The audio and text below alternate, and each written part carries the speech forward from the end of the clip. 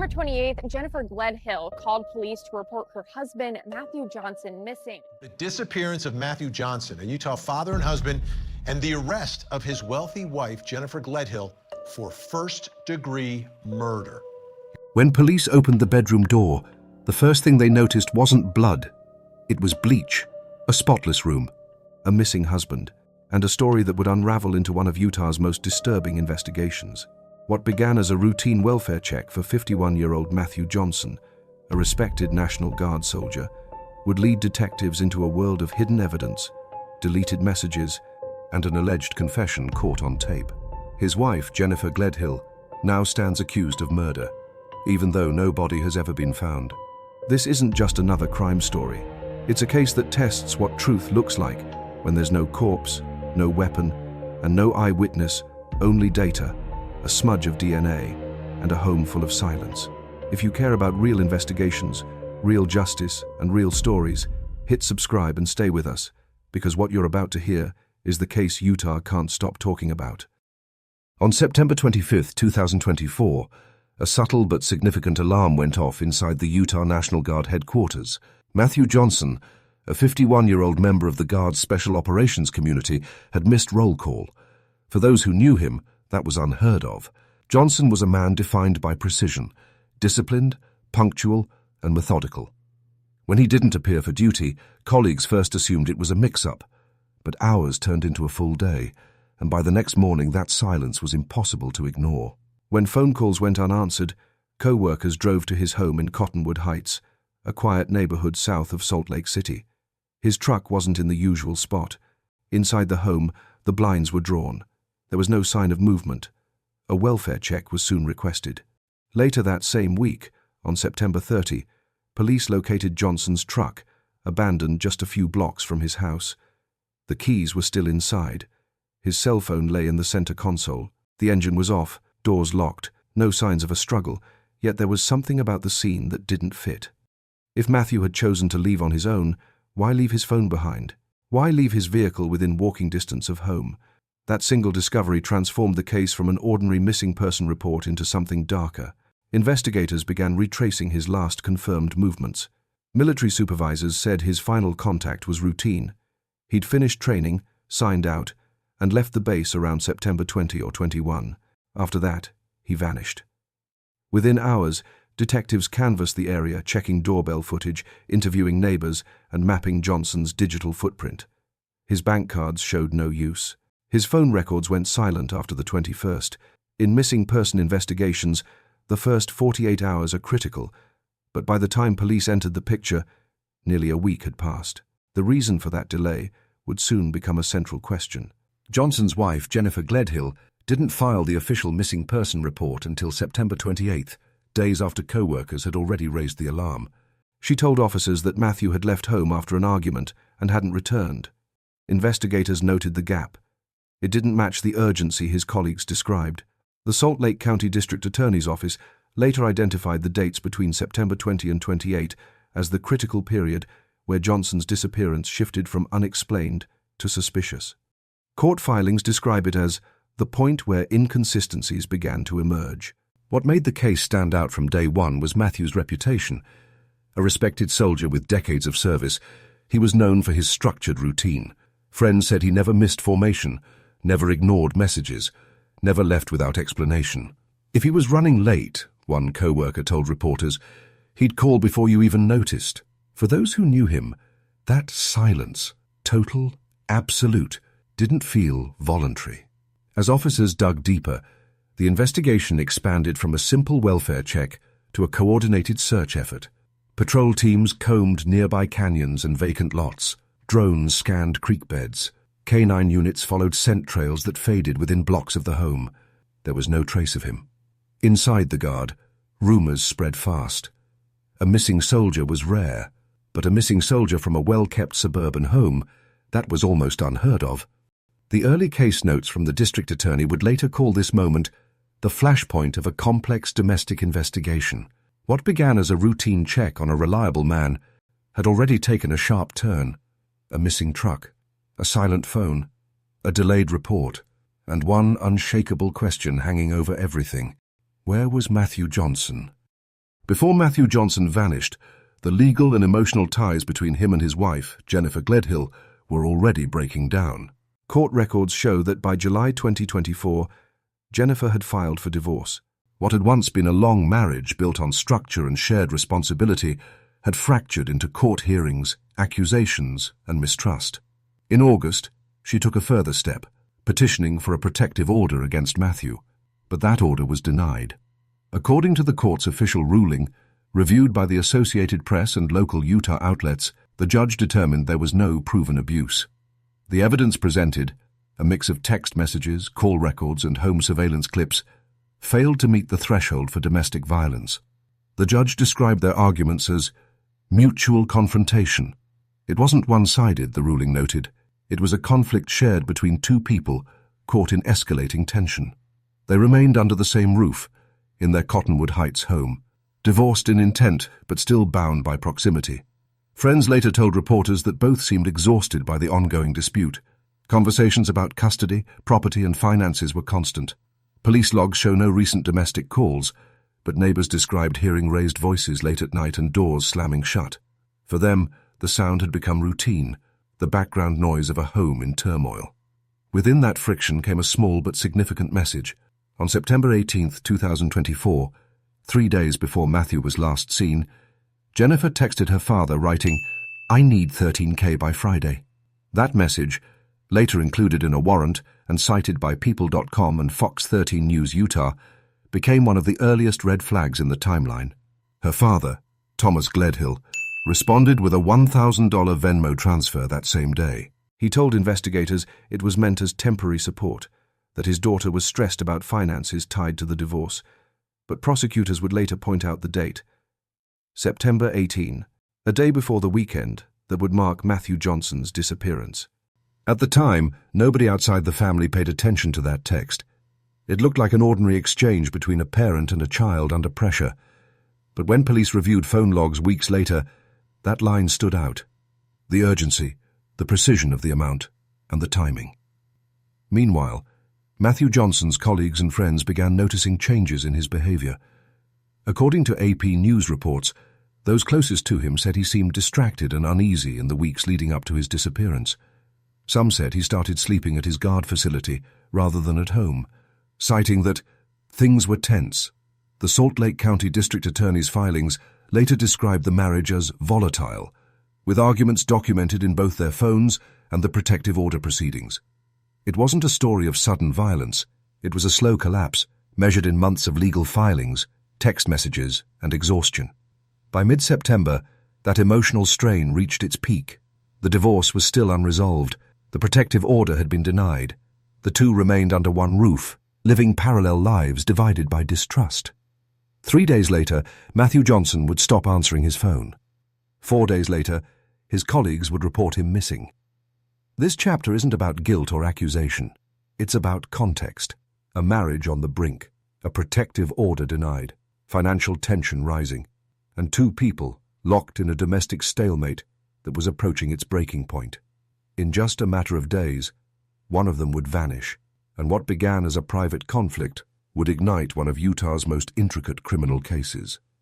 When detectives executed the search warrant at the Gledhill residence, the master bedroom quickly became the center of gravity for the entire case. According to the Salt Lake County District Attorney's probable cause statement and reports confirmed by KSL News, investigators focused on the right side of the bed, the area where Matthew Johnson was believed to have slept. There, luminol testing revealed distinct blood patterns beneath the bed frame. Forensic analysis later confirmed the sample came from a single male DNA source, consistent with Johnson's profile.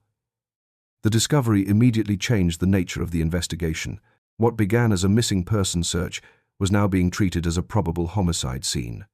Detectives noted that the walls behind the bed appeared freshly scrubbed and smelled strongly of bleach. Swabs taken from those surfaces tested positive for cleaning chemicals typically used in sanitizing agents. One investigator described the wall as visibly discolored from chemical abrasion. The report stated, sections of paint had been stripped away by an apparent effort to clean biological material. What caught their attention next was the mattress. It was new, still bearing a retail tag that indicated it had been purchased only days earlier. According to People.com and the court filings, store records confirmed a replacement mattress order dated September 22, just 1 day after the last confirmed sighting of Johnson. The original mattress, detectives later wrote, was unaccounted for. No trace of it was found in the home, garage, or surrounding property. Crime scene photos documented a space that felt clinically clean, too clean. Stairwells and hallway floors were spotless. Investigators described a strong chemical odor throughout the upper level, with traces of cleaning solutions identified on baseboards and light switches. A forensic team used specialized filters to locate microtraces of blood residue along the carpet edge, suggesting that a more substantial cleanup had taken place before police entry. According to the Salt Lake County affidavit, this evidence, blood beneath the bed, chemical residue, missing bedding, formed the basis of the murder charge. Prosecutors later alleged that Matthew Johnson had been shot while he slept, and that his body was then removed from the home and transported up north for concealment. The forensics team spent nearly 2 full days cataloging samples, fibers, swabs, and microscopic particulates from beneath the bed frame. Investigators sealed several items for lab testing, including small fragments of mattress foam found in a trash bin outside the house. From a purely evidentiary standpoint, this was a powerful scene, but not a complete one. There was no murder weapon recovered publicly, and no body found to confirm the cause of death. Prosecutors, relying heavily on forensic consistency, would later argue that the lack of a body didn't erase the physical story told by the room. As KSL News summarized, the evidence of blood, bleach, and a missing mattress gives investigators the clearest picture of where violence occurred, even without a recovered victim. In criminal investigations, forensic scientists often say, "A cleaned room still speaks." Here, the master bedroom spoke loudly, through chemical traces, mismatched paint tones, and microscopic blood that survived beneath the bed frame. This was the turning point in the case. The quiet suburban home, once considered the last place Matthew Johnson had been seen alive, was now catalogued as the primary crime scene in a suspected murder. No neighbors reported seeing or hearing cleaning crews. No service records were found for professional sanitation. Everything pointed inward, to someone inside the home meticulously erasing a moment that should never have happened. From this point forward, investigators stopped searching for a missing man. They began building a murder case. By the end of September 2024, investigators received a breakthrough, and it didn't come from a search team or forensic lab. It came from a man who claimed to have been in an extramarital relationship with Jennifer Gledhill. He told detectives he had information that could explain what happened to Matthew Johnson. Sitting across from investigators, he handed over a folder filled with screenshots of text messages and several audio recordings he said were between him and Jennifer. According to the Salt Lake County District Attorney's probable cause affidavit, one of those texts read, "I washed everything vacuumed. It's not an issue anymore." Investigators verified the phone number. It belonged to Jennifer. The timestamps matched the weekend of September 21st to 22, when Johnson was last seen alive. The informant also claimed Jennifer had confessed to shooting her husband while he slept. In his account, she told him the confrontation started after Matthew discovered her affair. She allegedly said she waited until he was asleep, then shot him in the head, and afterward wrapped his body in bedding. From there, she reportedly described the method she used to move and hide the body. According to the affidavit summarized by KSL News and People.com, Jennifer told the man she placed Matthew's remains in a rooftop cargo box, slid it down the stairs, loaded it into her minivan, and drove north to dispose of it. Detectives later corroborated parts of his timeline using car wash surveillance footage and GPS logs. On September 22nd, around 10:30 p.m., Jennifer's vehicle was captured at a car wash, its interior being cleaned thoroughly for nearly 30 minutes. That evidence matched the time frame the informant described, the night she allegedly told him she needed to get rid of everything. The recordings he turned over were equally disturbing. In one call, as cited in the charging documents, he told Jennifer he was afraid of her. Her alleged reply was calm and chilling. "If you think I could hurt a fly, he wasn't a person anymore. He wasn't Matt." Prosecutors later quoted that line verbatim in their court filings. For detectives, this was the point where the case began to take form. Motive, method, and concealment, all beginning to align. The informant's story connected behavioral evidence, the car wash, the GPS movements, with emotional context, a relationship marked by secrecy and manipulation. Investigators moved quickly to verify what they could. They obtained cell tower data confirming Jennifer's phone, and the informants were in contact multiple times during the week of the disappearance. They matched message timestamps against device backups and deleted data retrieved from her iCloud account. The messages weren't fabricated, they were hers. Still, the defense later contested the interpretation of those communications, arguing that the confession texts lacked context and that the recordings were selectively edited. Attorneys pointed out that no complete, unbroken recording existed, only segments provided by the informant. But for prosecutors, that didn't matter. To them, these exchanges were the closest thing to a confession they were likely to get, the bridge between forensic evidence and intent. In public filings, the district attorney's office described the informant's evidence as central to establishing motive and confirming post-event behavior consistent with concealment. This development shifted the investigation's tone. The case no longer hinged solely on blood under a bed or a missing mattress. Now it carried a human voice, the accused, allegedly recounting her own actions. Detectives reviewed the material again and again. They didn't have a body, they didn't have a weapon, but they now had a digital narrative captured in Jennifer's own words, one that prosecutors would later call a chilling self-incrimination delivered through technology. This was the moment the case transformed. A man's personal relationship with Jennifer Gledhill, once secret, once private, had become the state's key evidence in a homicide case. From here, the story moved from the shadows of suspicion to the bright scrutiny of a courtroom, where every text, timestamp and recording would be dissected line by line. Just after 10 p.m. on Sunday, the 22nd of September 2024, surveillance footage from a suburban car wash in Cottonwood Heights captured a dark-colored vehicle pulling into a self-service bay. The timestamp read 10:37 p.m. The vehicle was registered to Jennifer Gledhill. For nearly 30 minutes, cameras recorded her cleaning the interior, opening doors, lifting floor mats, wiping panels, and vacuuming seats. Investigators later described the session as a detailed interior cleaning, inconsistent with ordinary use. According to Salt Lake County, charging documents, and as reported by KSL News, prosecutors viewed this footage as a key part of the timeline, one that suggested deliberate forensic erasure. At roughly the same time, cell phone and GPS records tied to Jennifer's device showed a northern travel pattern out of Cottonwood Heights toward Davis County. Then the signal went offline for more than 2.5 hours. When the phone reconnected, it was already back within range of home. Investigators later aligned these movements with the car wash timestamp, arguing the route matched what prosecutors believe was used for body disposal. As cited by KSL News and the Salt Lake County District Attorney's Office, prosecutors argued the sequence cleaning, northbound travel, signal loss, return showed planning and concealment. In court exhibits, a digital map overlay displayed the car wash, the truck's discovery site, and a rooftop cargo container later recovered from a creek bed miles north that contained trace biological material consistent with a male DNA profile. The defense maintained that GPS readings were inconclusive and that cleaning a vehicle is not a crime. Still, investigators emphasized how precisely each timestamp aligned with Matthew Johnson's disappearance. In the words of the prosecutors quoted by KSL News, the video became the silent witness. It never spoke, but it captured everything they needed to see.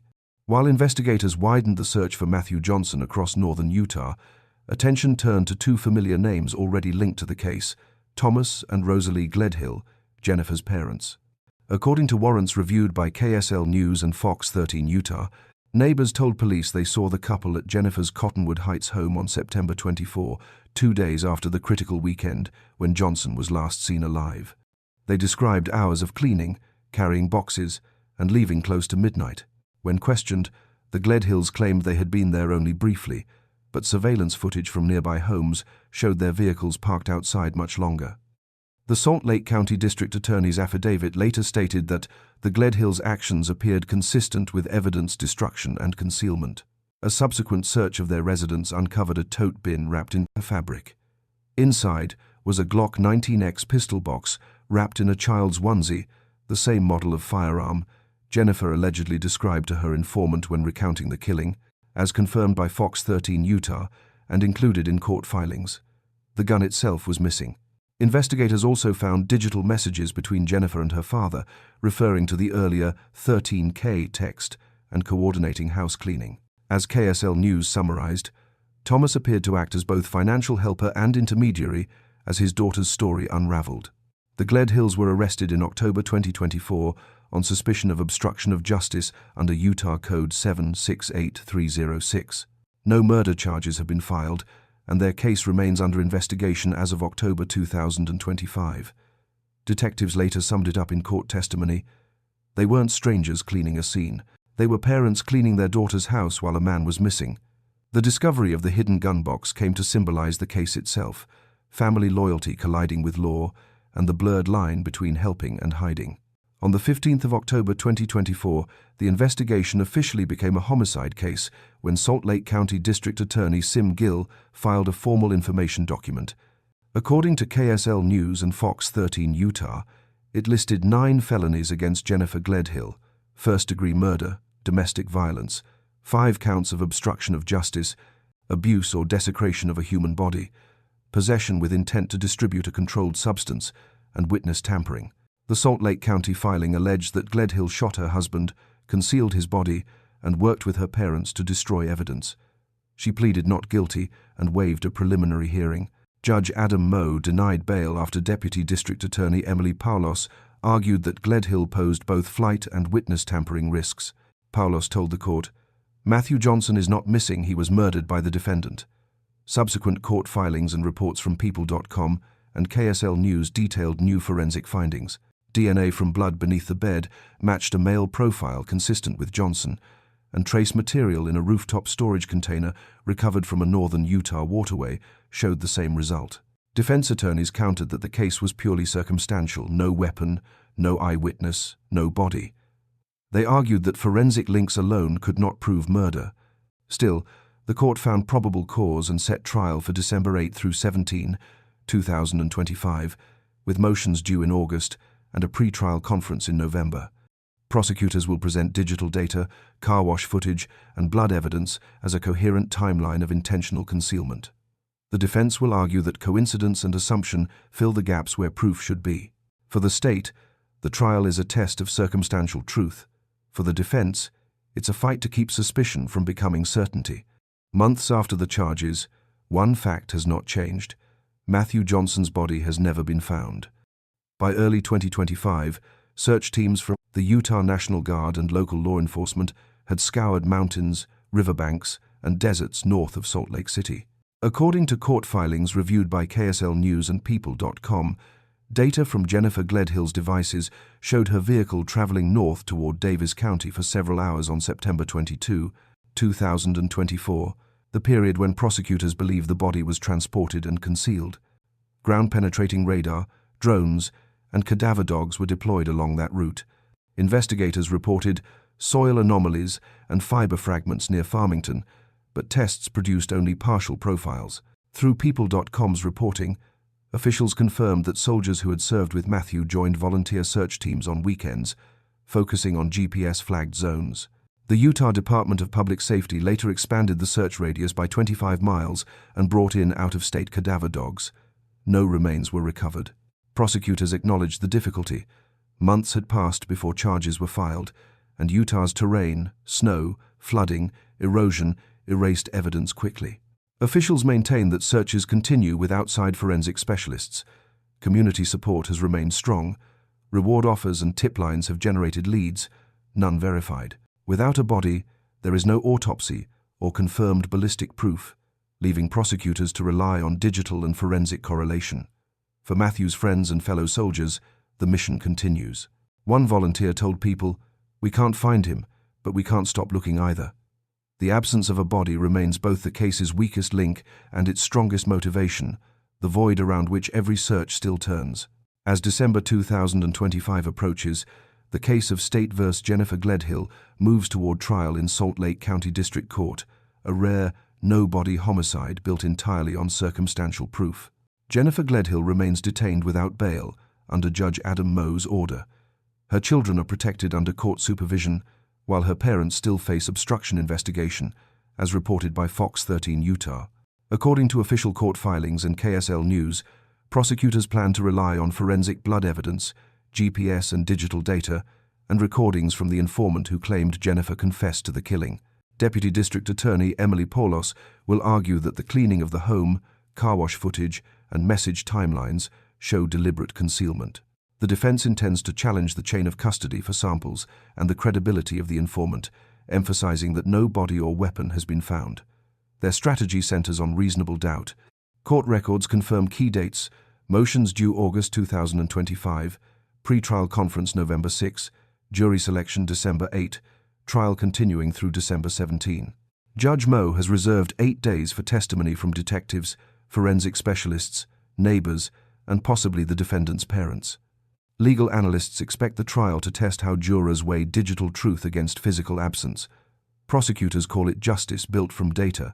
The defense calls it speculation built from assumption.